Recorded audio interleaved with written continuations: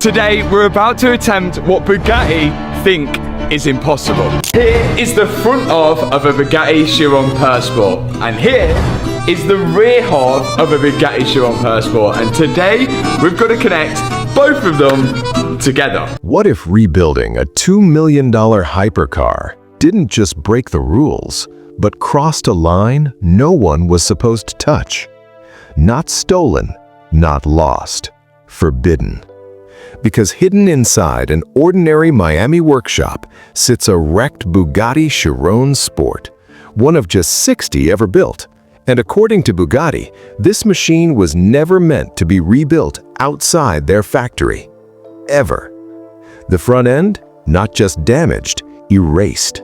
The parts, a supply nightmare that borders on impossible. And then it escalates. Mat Armstrong steps in. Not through a polished statement, not through a quiet PR move. He goes public and draws a line so sharp it cuts through the entire project. And if you want to repair that properly, you can't just do that in a garage. Just a few places in the world with the right equipment and only a few people in the world with the right training to be able to do that. That's not advice, that's a warning. And somehow, that's exactly where things stop being a rebuild and start becoming something else. Something heavier, something dangerous. Because deep into part one, everything grinds to a halt. Matt and his team uncover something they weren't ready for. Damage near the gearbox, right at the engine mounting point. Not cosmetic, not simple, structural. The kind of damage that doesn't slow progress, it freezes it. You don't fix it right away, you just stare at it, hoping just for a second that you're wrong, that maybe if you look again, it'll somehow look better. It doesn't. And in that moment, everything else goes silent. The headlines fade, the controversy disappears, even Rimax's warning loses its noise. Because now there's only one question left, and it hits harder than anything before. Can this actually be done? Not for views, not for clout, not to challenge a billion-dollar brand, but in the real world. Can one man in a regular garage bring a broken hypercar back to life? Then episode 3 drops, February 8th, 2026, and it doesn't just land, it detonates. 12 million views almost instantly, because everyone is waiting for the same answer. Rimac had already made it clear, separating a Chiron isn't just difficult, it requires specialized tools, factory-level precision, and an environment so controlled it borders on surgical. That wasn't a guideline, that was law. Now, one thing Bugatti didn't think we were able to do is separate the front end of the car from the rear. There's only 2 places in the world that can do it. And today, we need to make sure there's 3. Matt's response? He breaks it completely. He turns the entire episode into a direct challenge, tearing apart one of the most complex machines ever built inside a workshop that is anything but controlled. And he doesn't hide it. He leans into it hard, calling his garage without hesitation the 3rd place on Earth capable of doing what Bugatti insists only 2 places ever could. And right there, everything changes, because this is no longer just a rebuild. This is a standoff between a global automotive giant and one man who refuses to step back. And as the car comes apart, bolt by bolt, layer by layer, a new question begins to surface, quiet at first, then impossible to ignore. What if Bugatti wasn't just protecting the car? What if they were protecting something else entirely? There are moments in a rebuild where everything changes, and this was that moment. Because what looked like a simple crack near the gearbox, it wasn't. Not even close. It was the kind of damage that doesn't just sit there quietly. It raises a question that can shut an entire project down. How bad is it, really? And there was only one way to find out. On a Bugatti Chiron, you don't just take a look at the rear. You don't peek inside. You commit fully, because getting to that damage means pulling the engine and separating the entire rear drivetrain from the front carbon tub, the kind of job that should end a YouTube rebuild series before it even gets started. Mat treated it like a Tuesday. No hesitation, no dramatic pause, just tools out and go. Him, his dad, Alex, and the rest of the team dove straight in. Rear quarters off, door seals gone, hidden bolts buried deep behind trim panels hunted down one by one like they were part of some mechanical puzzle designed to slow them down. And then something strange started happening. Parts weren't fighting back. The rear hatch, it came off easier than expected. Almost too easy. Mat looked at it like the car had just insulted him. Then the wing, off. The entire rear bumper gone in one massive piece. Airbox, out. Wiring looms, carefully traced, unplugged, labeled. Hydraulic lines, removed slowly, cautiously, because no one was completely sure what fluid ran through them or how impossible it would be to replace if something went wrong. At this point, it stopped feeling like a teardown and started feeling like an excavation. Every layer peeled back revealed something new, something unexpected. And the strangest part? Mat kept sounding surprised. Not because the Chiron isn't complex, it absolutely is, but because once you start to understand the logic behind it, the mystery begins to disappear. What looks like an untouchable million-dollar machine starts to feel almost human in the way it's put together. What they thought would take a full week, done in days. Days. And considering everything Bugatti had publicly said, that this car should never be rebuilt outside their factory, that wasn't just progress. That was a statement. A quiet one, but a dangerous one. Nobody was supposed to see this. Not like this.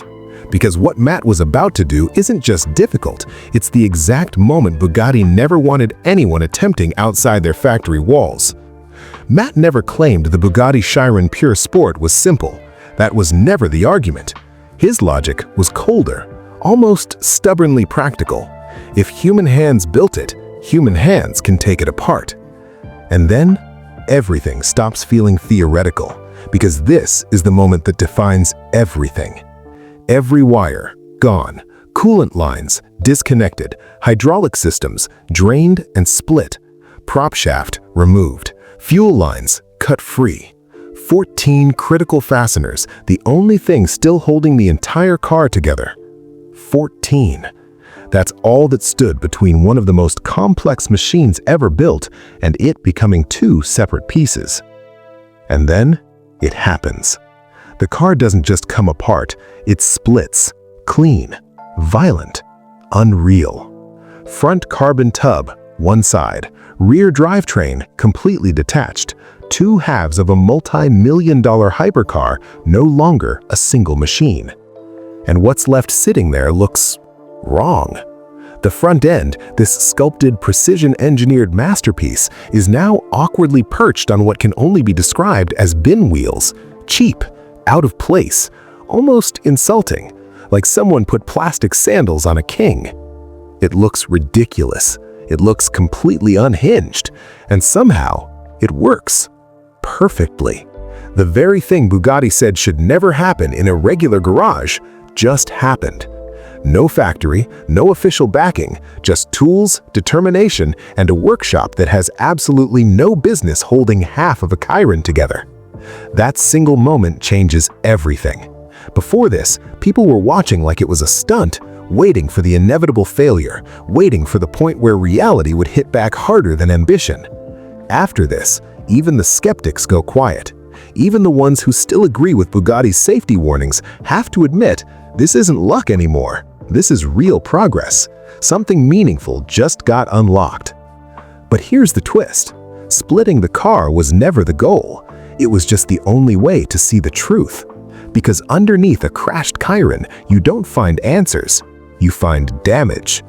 And this time, it's worse than anyone hoped. The impact didn't just hit, it drove the engine forward, hard enough to crush a coolant pipe, hard enough to leave scars in places no one ever wants to see on a $2 million machine. Marks that shouldn't exist. Marks that change the entire story. Because now this isn't just a rebuild anymore. Now it's a question of whether this car should ever go back together at all. The moment they pulled it into the light, everything changed. Because this wasn't just damage, this was the kind of failure that ends projects. Right there, buried deep in the heart of the car, was the cast aluminum engine and gearbox mounting support. Not some trim piece, not a cosmetic bracket you can swap out and forget. This was structural, load-bearing, the kind of component the entire drivetrain depends on to stay exactly where it should be. And it wasn't just cracked, it had snapped, clean, on both sides.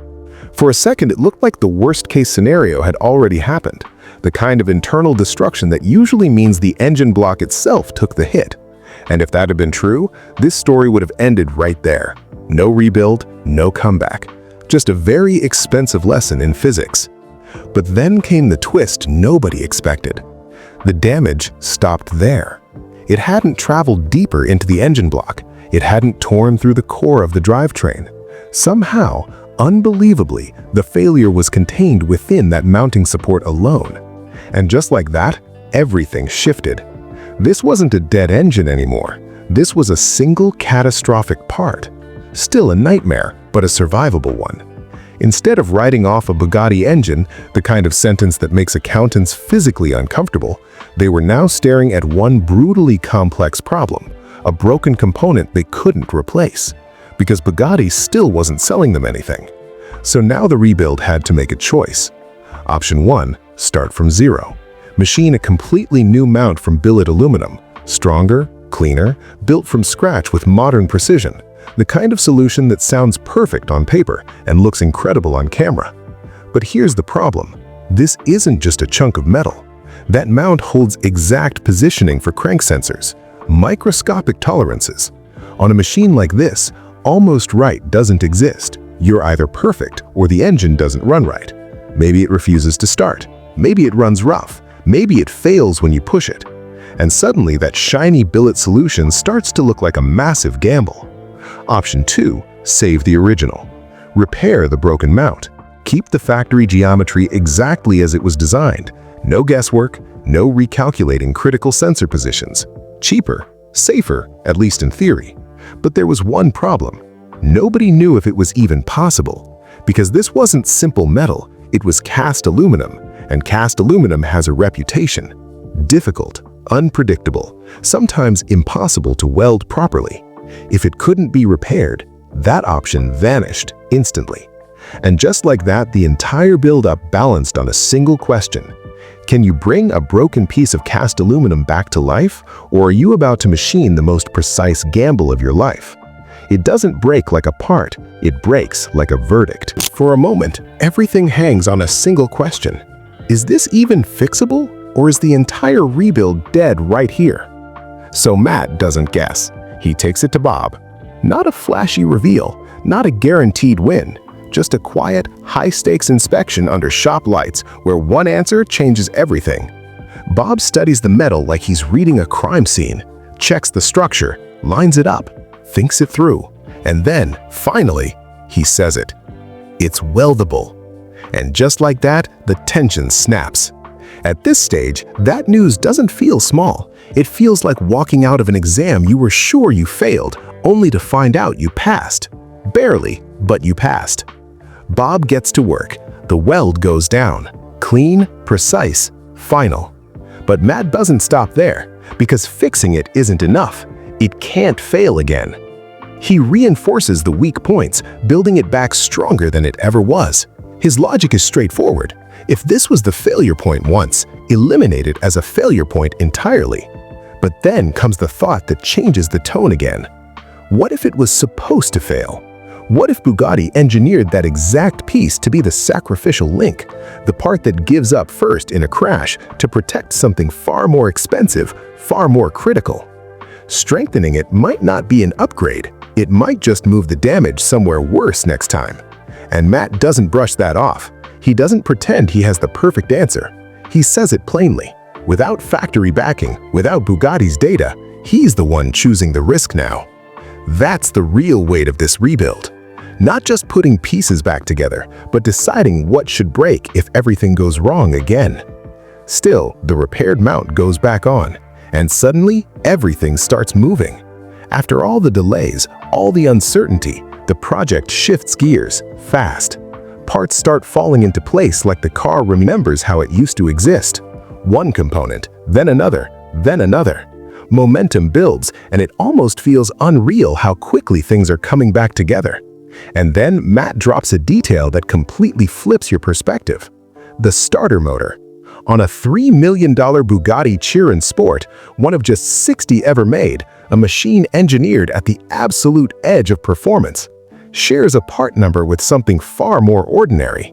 A Volkswagen 1.9 TDI application. Same DNA, same origin, just living in completely different worlds. Because underneath all the carbon fiber, all the engineering madness, all the exclusivity, there's still a piece of it that started life as a Volkswagen part. A reminder that even in a multi-million-dollar hypercar, not everything is as untouchable as it seems. Right as the car is finally coming back to life, it fights back. The front and rear halves are mated again, the impossible gap closed like it never happened. While the rear is still exposed, Mat and Alex sneak in a custom Valvetronic exhaust system that doesn't just sound insane, it looks like it belongs on a spaceship. For a brief moment, it feels like they're winning. Then, crack! While tightening the 14 bolts that hold the entire car together, Mat snaps one clean off. Wrong torque spec. One mismatched fastener hiding underneath, waiting to ruin everything at the worst possible moment. The car is literally being reborn and still finds a way to throw chaos into the process. No panic, he owns it. Shows the mistake, extracts the broken bolt, orders the replacement, keeps moving. And then the moment. The moment this entire series has been building toward. Everything is connected, every line, every wire, every gamble. Mat turns the key, and the Bugatti starts. First try. A car that had been split in half, a drivetrain torn apart, an engine mount welded back together in a machine shop, rebuilt by a team the manufacturer publicly said should never even attempt this. It's alive. But the celebration barely lasts 3 seconds. Fuel starts pouring from underneath. Just like that, reality snaps back in. A line had popped off during reassembly, something small, something simple, but enough to shut everything down again. They fix it, reset, and fire it up one more time. This time, it holds. And then comes the quiet test that matters more than anything they've done so far. They put it in gear. Because starting the engine is one thing, but getting a car like this complex, this fragile, this controversial, to actually engage the drivetrain, that's the real proof. And against all odds, it works. It runs, it shifts. For a second, it almost feels like they've won. And that's exactly when things get dangerous. Because this rebuild isn't even close to over, not really. The entire cooling system is still a giant question mark, and Mat knows it. He's been clear from the start. You don't truly understand an engine like this until coolant is flowing and those front radiators are back in play. And then there's the detail that changes everything. At some point, Alex drove the car without coolant. That's the kind of sentence that makes experienced mechanics go quiet. Because damage like that doesn't always show up right away. You won't see it while the car's idling safely in a warm workshop. If the water pump seals are compromised or anything in that cooling circuit took a hit, the engine won't complain now. It'll wait. And when it finally does, it won't be subtle. It's easy to make a broken hypercar start. It's almost impossible to make it survive. Because what's sitting in that workshop isn't fixed, it's unproven. The front end still carries scars from the crash, hidden stresses in the structure, bodywork that hasn't earned its strength back yet. And beyond that is the real question nobody can fake an answer to. Can this thing actually live like a Bugatti? Starting at once is a moment. Living with it is a test. A test of heat soaking through the system, of coolant finding every weak point, of pressure building where it should and where it absolutely shouldn't. Sensors that have to be perfect, gearbox behavior that can't hesitate, systems that don't just work cold in a workshop, but hold together when everything is pushed to the edge. Because this is where most rebuilds quietly fail. The headline drama, whether Mat had the guts to challenge Bugatti, has already played out. That story is done. What's left now is slower, quieter, and far more brutal. Heat, coolant, pressure, seals. No shortcuts, no second chances, just the long, unforgiving process of proving this isn't a project anymore. It's a real car again. And if he gets through this part, if nothing breaks, nothing leaks, nothing throws a code when it finally gets driven like it was built to, then this doesn't just become a rebuild. It becomes one of the most unbelievable independent hypercar resurrections ever attempted. And everyone who said it would end its life back at the factory, that's the moment they run out of excuses.